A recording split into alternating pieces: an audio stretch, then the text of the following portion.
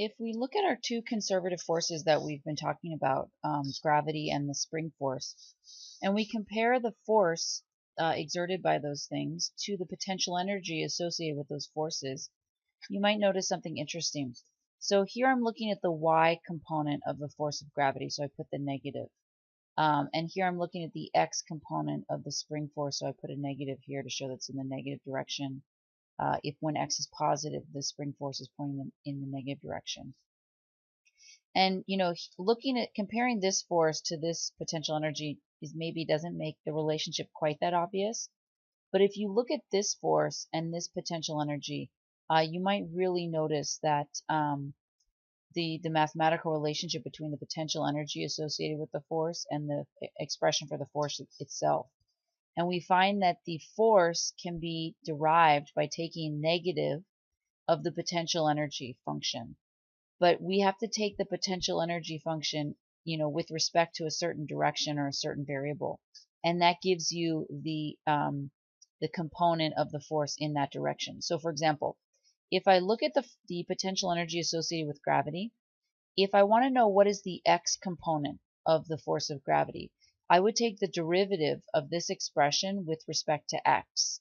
And the derivative of this expression with respect to x is just 0. That means that the x component of the force of gravity is 0, which, yeah, we know that's true. If I take the derivative of this expression with respect to y and take negative of that, I will get negative mg, which is the y component of my force of gravity. Now looking at a spring that's being stretched or compressed in the x direction, so you have a spring that's oriented horizontally, and you're stretching or compressing it in the x direction. I can tell that because my potential energy depends on my x position. If I want to know what is the y component of the spring force, I would take this potential energy and take the derivative with respect to y. Well, that just gives me 0.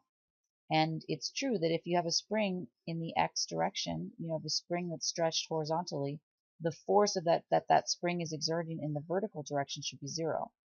But if you take the derivative of this expression with respect to x, that's going to give you the force in the x direction, and that returns to that formula that we know. Okay, so this is just another relationship that helps us understand what the potential energy is. Okay. So we can also visualize this if we draw something called an energy diagram. So an energy diagram shows how the energy changes, the energy of an object changes as its position changes. So we're going to plot energy on the vertical axis and the position of the object on the horizontal axis. So let's say we're looking at an object in free fall. If we're considering an object in free fall, the potential energy that we care about is the potential energy due to gravity, and that's equal to m times g times y. So the y position that matters to us is the position that matters to us is the y position. So I'm going to graph my energy as a function of the y position. And based on this relationship where this is an energy and there's the y position, we can see that the potential energy is linear with respect to y, and there should be a slope of that line. The slope of this line should be equal to m times g. And that's what we see.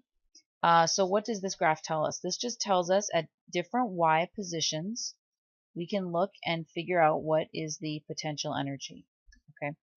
Now, if we consider an object, let's say we consider an object that's shot upwards from the ground. So you start at a y position of 0, and you shoot the object straight up, and you know the speed that you shoot it upwards with. You know that initial speed.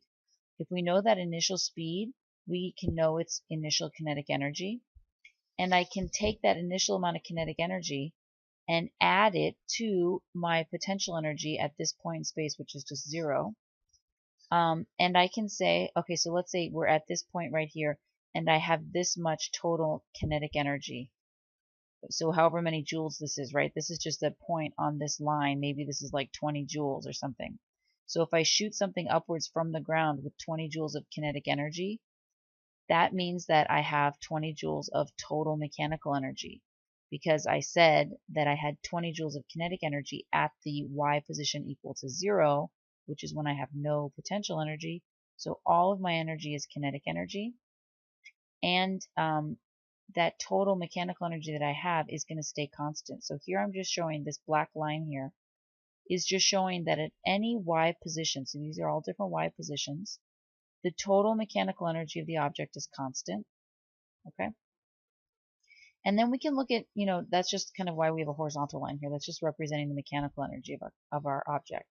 So one thing I can do is I can look at a certain height. Okay, let's just look at this height right here, this position y1.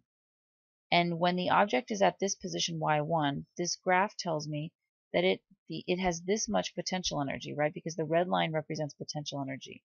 So maybe this number over here is like 5 joules. Okay, so we have 5 joules of potential energy. My total mechanical energy is the same. Maybe it was 20 joules before.